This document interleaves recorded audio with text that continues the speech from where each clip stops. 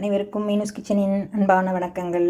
இன்றைக்கி நம்ம கிச்சனில் என்ன செய்ய போகிறோம் அப்படின்னு பார்த்திங்கன்னா, இன்றைக்கி நம்ம தைவெள்ளிக்கான ஒரு பிரசாதம் சுவாமிக்கு தான் பண்ண போகிறோம். அம்பாளுக்கு வெள்ளிக்கிழமைனாலே நம்ம அம்பாள் கோயிலுக்கு தான் போவோம், அம்மன் கோவிலுக்கு போவோம், அம்பாளை தரிசனம் பண்ணுவோம் இல்லையா. இன்றைக்கி அம்பாளுக்காக எப்போவுமே அம்பாளுக்கு பிடிச்ச பிரசாதம் வெல்லத்தில் செய்யக்கூடிய பாயசம், சக்கரை பொங்கல் அந்த மாதிரி தான் அம்பாளுக்கு பிடிக்கும்னு சொல்ல கேட்டிருக்கேன் நான். அதனால் இப்போ இன்றைக்கி நம்ம ஒரு சூப்பரான சக்கரை பொங்கல் தான் பார்க்க போகிறோம். இதுக்கு எந்த இதுவும் தேவையில்லை. அதாவது முந்திரி, திராட்சை, ஏலக்காய் அது கூட தேவையில்லை, ஏலக்காய் கூட தேவையில்லை. நமக்கு அரிசி, 1/2 டம்ளர் பால், கொஞ்சம் நெய், வெல்லம், தேங்காய், இது மட்டும்தான் நமக்கு தேவை. வேறு எதுவுமே தேவையில்லை. இது அம்மா ட்ரெடிஷ்னலாக செய்வாங்க. நம்ம வீட்டில் சாதாரணமாக தை மாதம் பொங்கலுக்கு நம்ம செய்வோம் இல்லையா, ட்ரெடிஷ்னல் பொங்கல்.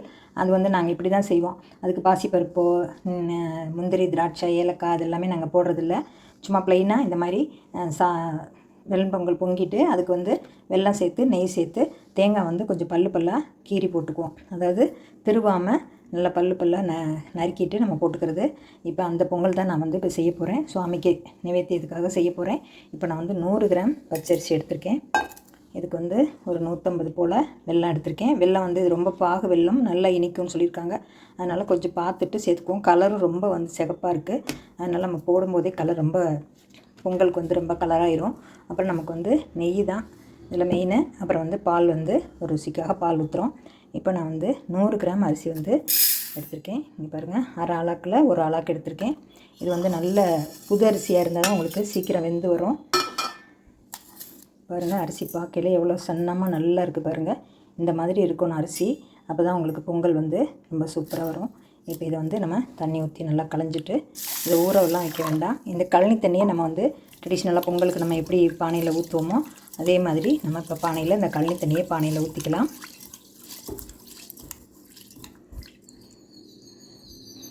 களைஞ்சிட்டு நான் பாருங்கள், சின்ன பானை எடுத்து வச்சுருக்கேன். இந்த பானையில் நம்ம அந்த தண்ணியை ஊற்றிக்கலாம். நம்ம பால் பொங்கலாம் விட போகிறதில்ல. ஆனால் இந்த தண்ணி கொஞ்சம் டேஸ்ட்டு கொடுக்கும். அதனால் இதே ஊற்றி நம்ம பொங்கல் வைக்கலாம். அந்த பானையோட அரை பாகத்துக்கு நம்ம தண்ணி வச்சுக்கலாம். அதாவது நம்ம இப்போது பால் பொங்குறதுக்குன்னா நிறைய வச்சு ஊற்றுவோம். இப்போ இது நம்ம நிறைய வைக்க வேண்டியதில்லை, ஒரு அரைப்பானை வச்சா போதும். இது கொஞ்சம் வடிகட்டிக்கணும். வடிகட்டாமல் ஊற்றிட்டேன். திருப்பி ஒரு பாத்திரத்தில் ஊற்றி வடிகட்டிட்டு ஊற்றிக்கலாம். சின்ன அளவான குட்டி பானை எடுத்திருக்கேன். இது 100 கிராம் வேகக்கூடிய சாதம் வேகக்கூடிய பானை. இதில் தான் நம்ம பண்ண போகிறோம். நான் முதல்ல வடிகட்டாமல் ஊற்றிட்டேன். இப்போ வடிகட்டிக்குவோம்.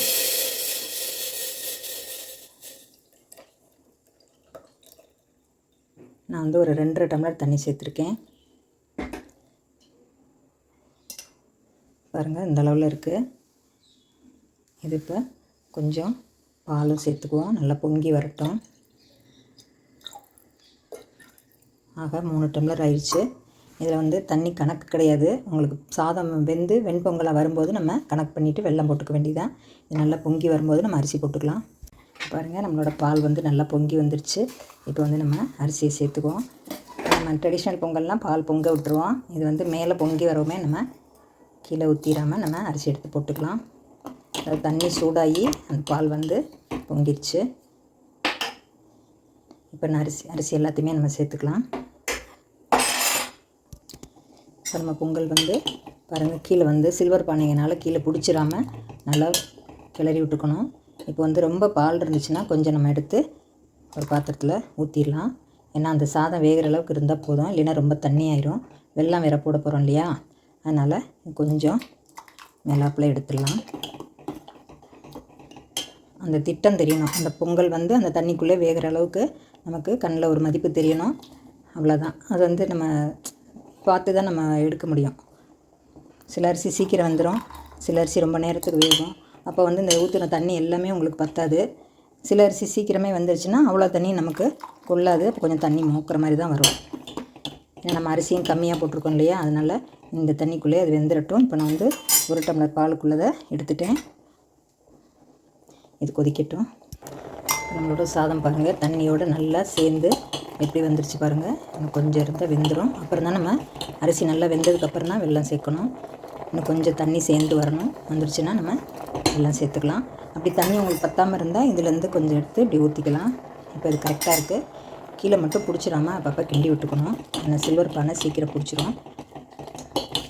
இதுக்கு வந்து நெய் மட்டும்தான் நம்ம ஊற்ற போகிறோம். இப்போ தேங்காய் வந்து இந்த கப்பில் 1 கப்பு இந்த மாதிரி பல்லாக நறுக்கி எடுத்து வச்சுருக்கேன். இது தேங்காய் முடியில் 1/4 முடி தான் போட்டிருக்கேன், எல்லாமே சேர்க்கலை. இது வெந்ததுக்கப்புறம் நம்ம வெல்லம் சேர்த்துக்கலாம். இன்னும் கொஞ்சம் சேர்ந்து வரணும். இப்போ பாருங்கள் ஃப்ரெண்ட்ஸ், நான் வந்து இந்த கப்பால் 1 கப்பு வெல்லம் சேர்த்துருக்கேன். அதாவது 100 கிராம் வெல்லம் சேர்த்துருக்கேன். அது போய் எக்ஸ்ட்ரா இந்த மாதிரி ஒரு கட்டி சேர்த்துருக்கேன். இப்போ வந்து நம்ம வெல்லம் போட்டாச்சு. இப்போ இதுலேருந்து நல்லா உருகி வரட்டும். சாதம் பாருங்கள் நல்லா குலைவாக வந்துருச்சு. புதரிசியாக இருந்தால் தான் உங்களுக்கு இந்த மாதிரி நல்லா குலைவாக வரும். இப்போ நான் 100 கிராம் போட்டது போக இந்த உதிர்ந்த வெல்லத்தையும் கொஞ்சம் சேர்த்துக்கிறேன். ஏன்னா கொஞ்சம் இனிப்பு பத்தாத மாதிரி தெரியுது. கலரை பார்த்தா கம்மியாக இருக்குது, அதனால சேர்த்துக்கிறேன். இப்போ பாருங்கள் நல்லா சாதம் சேர்ந்து வந்துருச்சு. இப்போ நம்மளோட சக்கரை பொங்கல் சூப்பராக ரெடி ஆகிடுச்சு பாருங்கள். இதுக்கு வந்து முந்திரி, திராட்சை, ஏலக்காய் எதுவுமே தேவையில்லை. நாங்கள் இப்படி தான் ட்ரெடிஷ்னல் பொங்கல் செய்வோம். இப்போ இந்த 1 கப்பு தேங்காயும் இந்த மாதிரி பல்லாக நறுக்கி வச்சுக்கணும். அதையும் போட்டாச்சு. இப்போ நெய் வந்து நல்லா கொஞ்சம் தாராளமாகவே விட்டுக்கலாம்.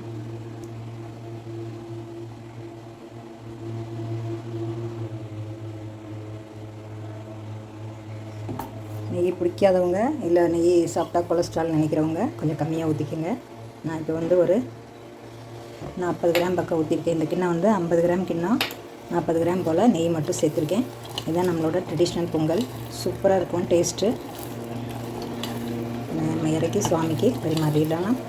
இப்போ இந்த தண்ணியெலாம் நம்ம எச்சில் பண்ணாமல் சாமி கும்பிட்டதுக்கப்புறம் நம்ம வேணால் சக்கரை போட்டு குடிச்சிக்கலாம். நான் வந்து தேங்காய் உடைச்ச தண்ணி கூட வாயில் ஊற்றாமல் அப்படியே வச்சுருக்கேன். அதை கீழே ஊற்றலை. சரி குடிக்கலாமேன்னு எடுத்து வச்சேன். சாமி கும்பிட்டதுக்கப்புறம் குடிக்கலாம் அப்படின்ட்டு குடிக்கல. பாருங்கள், நம்மளோட நெய் சேர்த்த சூப்பரான ட்ரெடிஷ்னல் சக்கரை பொங்கல். ஏலக்காய், முந்திரி, திராட்சை எதுவுமே தேவையில்லை. சிம்பிளாக நம்மளோட பொங்கல் வந்து அரை மணி நேரத்தில் குயிக்காக ரெடி ஆயிடுச்சு. இப்போ நம்ம சுவாமிக்கு வச்சுக்கலாம். நம்மளோட பொங்கல் வந்து சுவாமிக்கு நைவேத்தியத்துக்கு எடுத்துக்கலாம்.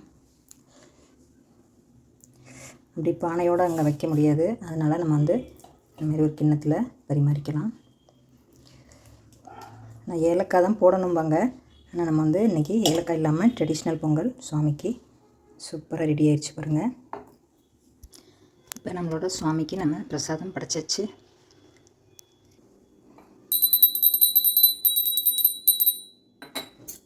சுவாமிக்கு நிவேத்தியம் பண்ணியாச்சு. நம்ம இன்னி சாப்பிட்டு பார்க்கலாம். சூப்பரான நம்மளோட இந்த பொங்கல் வந்து நல்ல கல் மாதிரி இறுகிக்கும். நாளைக்கு வரைக்கும் உங்களுக்கு சூப்பராக இருக்கும். சாப்பிட நெய் போட்டதுனால ரொம்ப டேஸ்ட்டாக இருக்கும். நீங்களும் இந்த மாதிரி செஞ்சு பார்த்துட்டு உங்கள் கமெண்ட்ஸை சொல்லுங்கள். வெள்ளிக்கிழமை ஸ்பெஷல். அடுத்த வெள்ளிக்கிழமை கூட நீங்கள் செஞ்சு பார்க்கலாம். பாருங்கள். ஓகே ஃப்ரெண்ட்ஸ், வீடியோ பிடிச்சிருந்தால் லைக் பண்ணி ஷேர் பண்ணி கமெண்ட்ஸ் பண்ணுங்கள். சப்ஸ்கிரைப் பண்ணுங்கள் ஃப்ரெண்ட்ஸ். அனைவருக்கும் நன்றி. அடுத்த ஒரு வீடியோவில் சந்திப்போம். சூப்பரான நம்மளோட முந்திரி, ஏலக்காய், கிஸ்மிஸ் எதுவும் சேர்க்காத சூப்பரான பொங்கல் ரெடி.